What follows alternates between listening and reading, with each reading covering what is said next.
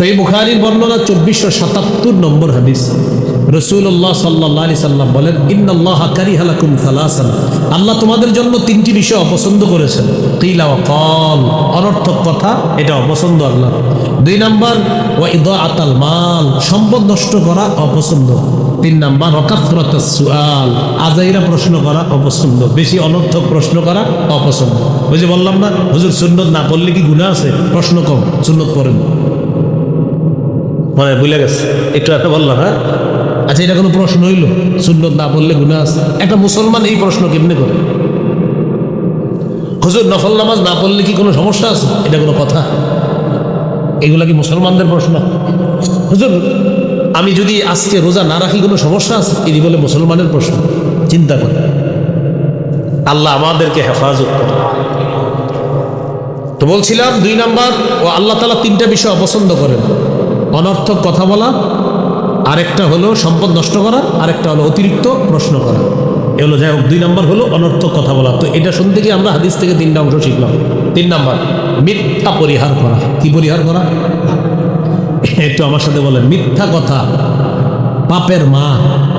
বলেন তো, পাপের আম্মার নাম কি? সমস্ত পাপের আম্মা হলো মিথ্যা কথা। সমস্ত পাপের আম্মা মিথ্যা কথা। ওই খুব ভয়ঙ্কর জিনিস, মিথ্যা কথা আমরা বলবো না। আল্লাহ হেফাজত করেন। সহিহ বুখারীর বর্ণনা 1903 নম্বর হাদিস। রাসূল সাল্লাল্লাহু আলাইহি সাল্লাম বলেন, মান লাম ইয়াদা কাওলা যুর ওয়াল আমালা বিহি ফালাইসা লিল্লাহি হাজাতুন ফি আইয়াদা তাআমা ওয়া শারাবা। যে ব্যক্তি রমজানে রোজা রেখে মিথ্যা কথা ছাড়তে পারল না, সে না খাওয়া আর না পান করা, এতে আল্লাহর কাছে তার কোনো গুরুত্ব নেই। সে যে খায় না, সে যে পান করে না, আল্লাহর কাছে গুরুত্ব নেই। কেন? খুব মিথ্যা কথা বলে। রমজান আসলে আমাদের কিছু অসাধু মানুষ আছে, তাদের মিথ্যার মিটারটা আরো বাড়ে যত রমজান কাছে। এই মিথ্যার মিটার বাড়ায়, খেজুরের দাম বাড়ায়, তরমুজের দাম বাড়ায়। আরেকটা দাম বাড়ায় কি? ঈদ যত ঘনায় আসে সবাই কিন্তু একটু কেনাকাটা করে।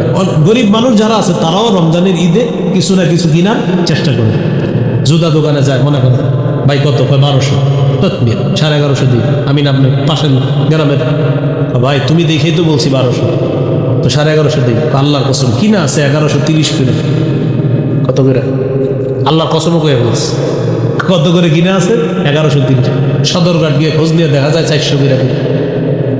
মিছা কথা কইলেন কয় টাকা? হিসাব করেন। 720 টাকার মিছা কথা কইলেন। 400 হইলে তো কিনছেন হইলো 400 দিয়ে, বললেন 1120। তো কত হয়? 400 আর 1120 কত হয়? 720। 720 মিছা কথা বললেন। সহিহ বুখারীর বর্ণনা। 5 জন দাগী আসামি কিয়ামতের মাঠে। 5 জন দাগী আসামির মধ্যে একজন হবে যে মানুষকে মিথ্যা শপথ করে পণ্য বিক্রি করে। 5 জন দাগী আসামির একজন হবে মিথ্যা কথা বলে পণ্য বিক্রি করে। 5 জন দাগী আসামির একজন হবে সে। আল্লাহ হেফাজত করে। তাহলে মিথ্যা কথা পরিহার করা।